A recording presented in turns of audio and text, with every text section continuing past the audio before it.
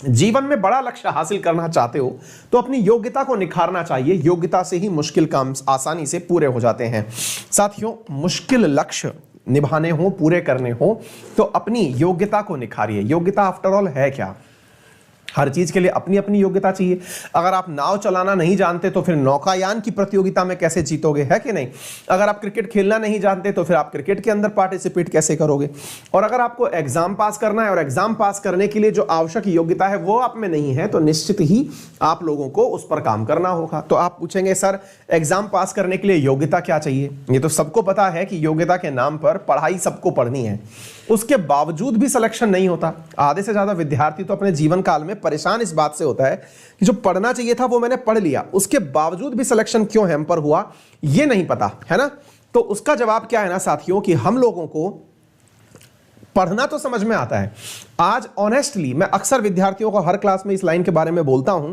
आज ऑनेस्टली फिर से आप लोग सर्वे करिएगा, कितने लोगों ने अब तक जिस एग्जाम को वो दे रहे हैं उसका सिलेबस देखा है? अगर आपने सिलेबस एग्जाम का नहीं देखा है तो आपकी तैयारी अपने आप दिशाहीन हो चुकी है। नंबर एक बात, हर विद्यार्थी को अपने जीवन काल में पढ़ते समय अगर दो चीजों का एहसास नहीं है तो निश्चित ही वो अपने साथ पढ़ाई से जस्टिस नहीं कर रहा है। कौन सी दो चीजें? फर्स्ट, उसने एग्जाम का सिलेबस नहीं देखा, और दूसरा, उसने सिलेबस के साथ साथ प्रीवियस ईयर पेपर नहीं देखा। यदि आपकी तैयारी में ये दो चीजें हैं तो आप ऑटोमेटिकली, जिस प्रकार हम किसी रास्ते पर चले जा रहे होते हैं, जरा विचार करें, ऐसे सोचें, फिर हम इस पर टिप्पणी करेंगे। कभी आप लोगों ने एक गाड़ी उठाई और गाड़ी निकाल के चल दिए। आप एक रास्ते पर हैं जिस पर आपको नहीं पता कि यह रास्ता कहां जाता है। आप कितनी देर उस रास्ते पर चल पाएंगे? मुश्किल से मुश्किल 5 से 10 किलोमीटर चलेंगे और आप रास्ते में रुक करके पूछने लग जाएंगे कि भैया ये कौन सी जगह रास्ता जाता है। हम जब व्हीकल चला रहे होते हैं तो एक बार भी गलत रास्ते पर जाते ही हमें जो बेचैनी होती है, ऐसी बेचैनी हमें पढ़ते समय क्यों नहीं होती? हम जीवन के इतनी बड़ी गाड़ी में सवार हैं, है ना, हमको अपने लक्ष्य तक पहुंचना है, बहुत कुछ बनना है, फिर भी हम अपने लक्ष्य पर जाते समय बेचैनी क्यों नहीं लाते कि मैं सही रास्ते पे तो जा रहा हूं ना, मेरी तैयारी सही दिशा में तो जा रही है ना? जा रही है तो क्या ये इतनी अच्छा? और सोचिए, मैंने आपको ये कह दिया, जरा इससे रिजेंबल करिएगा और रिलेट करिएगा। आप अपने घर से निकले किसी भी शहर के लिए, आपको रास्ता कंफर्म करने के लिए रुककर पूछना पड़ता है कि साहब ये सही जगह जा रहा है ना? अब जरा विचार करें, आपने उस रास्ते को पकड़ भी लिया जो सही जगह जा रहा है। दूसरा सवाल आपका क्या बनता है? अब भाई रोड पर तो हम आ गए, अब रोड पर आ गए तो क्या हम उस डेस्टिनेशन तक पहुंच जाएंगे? बोले क्यों? बोले मैं तो गाड़ी 5 किलोमीटर प्रति घंटे की रफ्तार से चलाऊंगा, या फिर मैं तो बहुत बिल्कुल लुढ़कते लुढ़कते चलेंगे, पहुंच ही जाएंगे, सड़क ले ही जाएगी। ऐसा भी नहीं होगा, आप निश्चित ही अपने लक्ष्य पर पहुंचने में बहुत देर हो जाएंगे।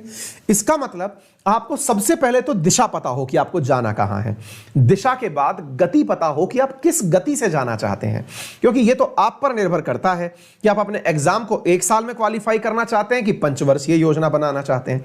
अगर 1 साल में क्वालिफाई करना है तो निश्चित ही आपको 1 साल के हिसाब से गति सेट करनी पड़ेगी ना। कैसे करते हो आप गति सेट?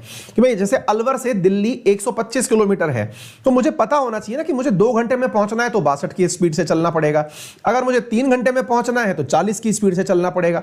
ये तो मेरे पता होना चाहिए ना। लेकिन पता नहीं हम कैरियर के समय पे इतने आलसी क्यों हो जाते हैं। जब हमें पता है कि इस एग्जाम में, लेट्स से मान लीजिए कि मैंने कहा कि आपको आरएएस का एग्जाम देना है, आपको पता है कि इतना परसेंटेज मार्क्स के ऊपर सिलेक्शन होता है, तो भाई क्या मैं इतना परसेंटेज मार्क्स लाने की स्थिति में हूं? ये एनालिसिस करना जरूरी है। बस जिस विद्यार्थी ने अपने मतलब जो व्यक्तिगत जीवन है ना, जो उसका मतलब व्यवहारिक जीवन है जिसको वो जी रहा है, वैसा जीवन उसने अपनी परीक्षा में भी अप्लाई कर दिया, तो मुझे यकीन है कि वो हमेशा की तरह मतलब बेरोक टोक तरीके से पास हो जाएगा, है ना।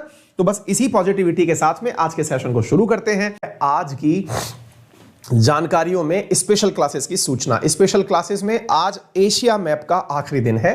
एशिया के इस मैप को आप मेरे साथ में सुबह 11:15 पर अनअकैडमी लर्निंग ऐप पर देखने वाले हैं, जो कि फ्री ऑफ कॉस्ट है।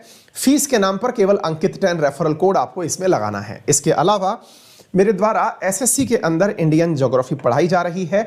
इसके बाद में इंडियन पॉलिटी का बैच लाया जाएगा। यदि आप में से कोई भी विद्यार्थी इस बैच को पढ़ना चाहता हो, यूज माय रेफरल कोड अंकित 10। अब आपको इस बैच को ज्वाइन कराने के लिए भी हम एक जबरदस्त ऑफर ले आए हैं। जबरदस्त ऑफर यह है साथियों कि बैंक एग्जाम हो, एसएससी एग्जाम हो, कोई और रेगुलेटरी बोर्ड का एग्जाम हो, उन सब की फीस में 15% डिस्काउंट दिया जा रहा है। आप में से कोई भी विद्यार्थी इस पीरियड में यानी कि इस सीमित समय के अंदर फीस में इस प्राइस ड्रॉप का लाभ ले सकता है। विशेष रूप से जो 1 साल का सब्सक्रिप्शन हमारा 6500 रुपीज का हुआ करता था, उसकी प्राइस को ड्रॉप करके 4973 रुपीज कर दिया है।